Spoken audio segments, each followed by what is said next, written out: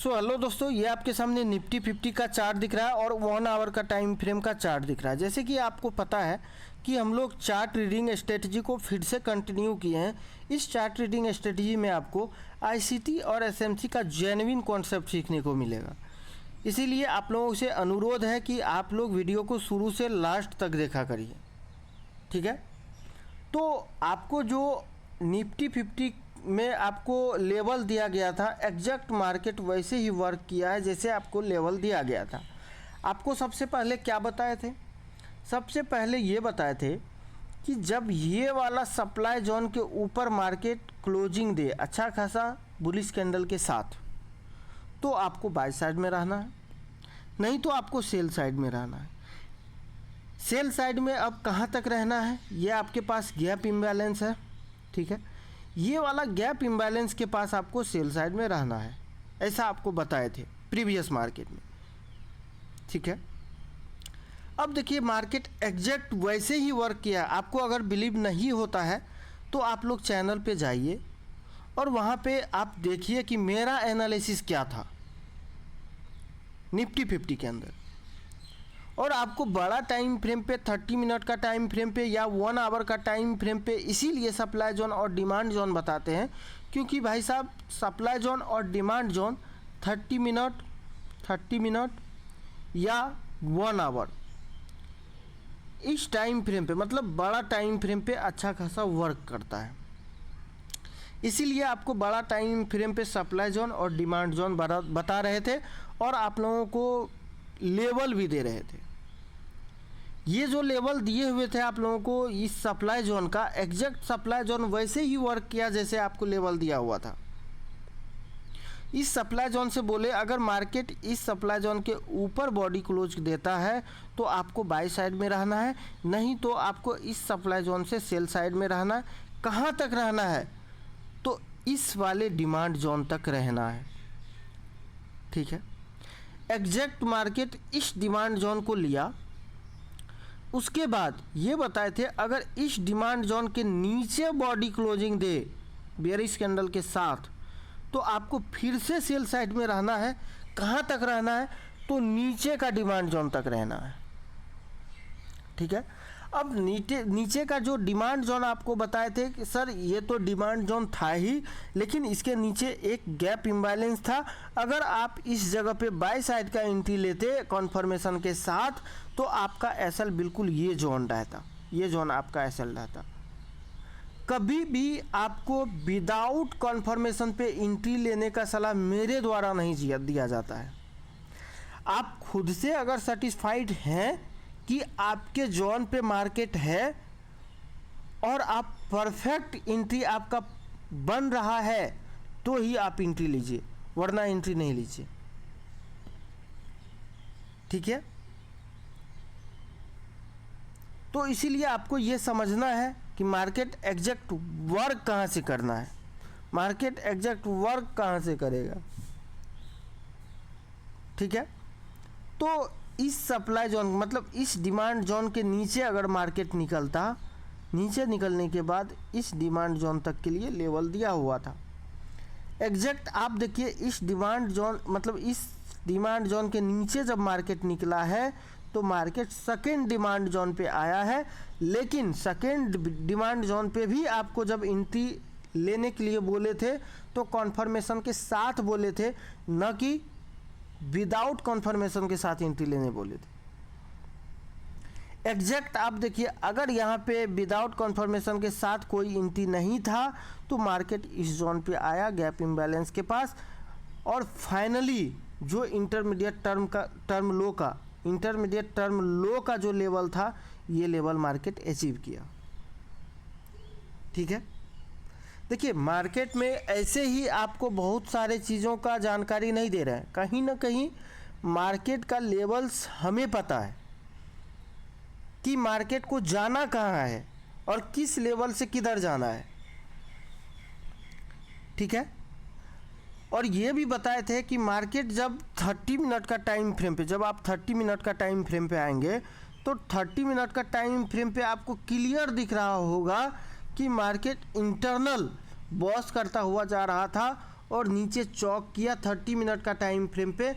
जब चौक किया, चौक करने के बाद का जो कॉन्फर्मेशन होता है, आप लोगों को अगर स्ट्रक्चर मैपिंग पता होगा और एंट्री कैसे लेना है आईसीटी और एसएमसी के अंदर, तो ये आप लोगों को क्लियर होगा कि चेंज ऑफ कैरेक्टर होने के बाद हमेशा एक्सट्रीम का पीओआई पे एंट्री लेना चाहिए। मतलब एक्सट्रीम का पीओआई या तो आपका एफपीजी हो सकता है, या ऑर्डर ब्लॉक हो सकता है, या वॉल्यूम इम्बैलेंस हो सकता है, या तो गैप इम्बैलेंस हो सकता है। इस लेवल में चौक किया, यहाँ पे चौक किया, चौक करने के बाद आपके पास दो पीओआई था, या तो ये एफवीजी था या ये ऑर्डर ब्लॉक था। या तो आप इस एफवीजी पे आपका एंट्री परफेक्ट होता, या इस ऑर्डर ब्लॉक पे एंट्री परफेक्ट होता। तो कहीं ना कहीं आपको ये समझना होगा कि मार्केट जो स्ट्रक्चर के साथ चलता है वो कैसे चलता है, और स्ट्रक्चर पे एंट्री कैसे लिया जाता है, ये आपको समझना होगा। ठीक है, देखिए मार्केट बिना कुछ रीज़न का कुछ नहीं करता है। मार्केट में कुछ ना कुछ रीज़न ज़रूर होता है अप साइड जाने का या डाउन साइड आने का। अगर आप ऐसा बोल रहे हैं कि मार्केट में ऐसा कोई रीज़न नहीं होता है, तो यू आर रॉन्ग, आप गलत हैं।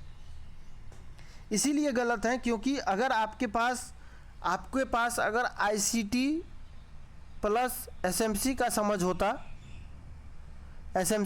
होता तो आप ऐसा बिल्कुल भी नहीं बोलते। आप देखिए मार्केट को, ऐसा नहीं है निफ्टी 50 का चार्ट को ही नहीं, आप गोल्ड का भी चार्ट को देखिए, बीटीसी का चार्ट को भी देखिए। क्योंकि मेरा मल्टीपल ट्रेड बिटकॉइन पे और गोल्ड पे होता है। आप लोग अगर इंस्टाग्राम या फेसबुक पे फॉलो किए होंगे तो आप लोगों को पता चल रहा होगा कि मेरा जो भी ट्रेड लगता है वो फेसबुक या इंस्टाग्राम पे ज़रूर दिया जाता है, लाइव ट्रेड। ठीक है, तो इसीलिए आपको समझना होगा सर कि जो बैंक निफ्टी हो या निफ्टी 50 हो, इसका लेवल्स जो आपको निकाल करके दिया जा रहा है ना, ये मार्केट में एक्चुअल में अच्छा खासा वर्क करता है।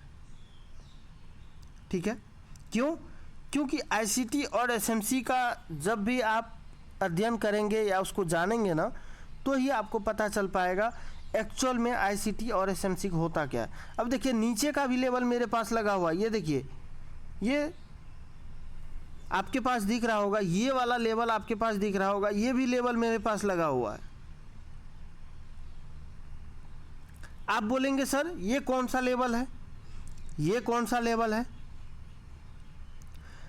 तो ये 3 स्विंग लो का लेवल है, 3 स्विंग लो का लेवल है ये। अब 3 स्विंग लो का लेवल को क्यों मार्क किया जाता है? क्योंकि 3 स्विंग लो भी आपके लिए बेहतरीन पीओआई होता है। और 3 स्विंग लो जब तक न टूटे, आपको क्या बताया गया था कि जब मार्केट इस 3 स्विंग लो को तोड़ेगा, मतलब इस डिमांड जोन को तोड़ेगा, तो मार्केट यहाँ से फिसल सकता है। कहाँ तक? या तो इस पीओआई तक, या तो इंटरमीडिएट टर्म लो तक, ये आपको बताया गया था। ठीक है, ये आपको समझना होगा सर। मार्केट में जो है 3 स्विंग लो कैसे वर्क करता है, 3 स्विंग हाई कैसे वर्क करता है, स्ट्रक्चर कैसे वर्क करता है, या चेंज ऑफ कैरेक्टर पे एंट्री कैसे लिया जाता है, बॉस का पैटर्न पे कैसे एंट्री लिया जाता है, अप साइड में हो या डाउन साइड में हो, ये सारा चीज़ आपको समझना होगा। वॉल्यूम इम्बैलेंस कैसे वर्क करता है, गैप इम्बैलेंस कैसे वर्क करता है, बायर्स और सेलर्स को कैसे फाइंड करना चाहिए, बायर्स और सेलर्स कैसे वर्क करता है, ये सारा चीज़ों को समझना होगा। जब तक आप इन सारी चीज़ों को नहीं समझेंगे ना, तब तक आपके फेवर में मार्केट नहीं जाएगा, आपके विरुद्ध जाएगा। ठीक है, तो ये इन सारे चीज़ों पे ध्यान देना होगा, ये सारे चीज़ों को समझना होगा, तभी मार्केट आपके लिए वर्क करता हुआ दिखेगा।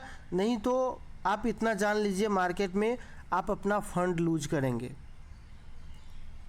आप अपना फंड लूज करने से अगर डरते हैं तो आप आईसीटी और एसएमसी, आईसीटी या तो एसएमसी ज़रूर सीखिए, क्योंकि इसके अंदर आपको ये बताया जाता है, खास करके मेरे द्वारा ये बताया जाता है, अगर आप इंडेक्स में ऑप्शन के अंदर आते हैं या तो आप डायरेक्शनल हेजिंग करिए या तो नॉन डायरेक्शनल हेजिंग करिए, ऑप्शन बाइंग तो कभी भी नहीं करिए। ठीक है, ऑप्शन बाइंग आपको बिल्कुल भी नहीं करना है, क्योंकि ऑप्शन बाइंग के अंदर आप लॉस कर सकते हैं। लेकिन डायरेक्शनल हेजिंग या नॉन डायरेक्शनल हेजिंग पे आपका लिमिटेड लॉस होगा, लिमिटेड प्रॉफिट होगा। ठीक है, तो इन सारी चीज़ों को समझने के लिए चैनल को आप लोग ज़रूर सब्सक्राइब करिए। ठीक है, आईसीटी और एसएमसी का कॉन्सेप्ट इस चैनल पे जेन्युइन कॉन्सेप्ट बताया जाता है। आप लोग हमसे जुड़िए। देखिए मल्टीपल बड़े चैनल तो बहुत सारे हैं, लेकिन आपको बड़े चैनल पे ऐसा जानकारी नहीं दिया जाएगा जैसे आपको मेरे द्वारा दिया जा रहा है। ठीक है, तो ठीक है दोस्त, धन्यवाद। अगर वीडियो अच्छा लगा हो तो वीडियो को लाइक करिएगा और चैनल को आप लोग ज़रूर सब्सक्राइब करिएगा।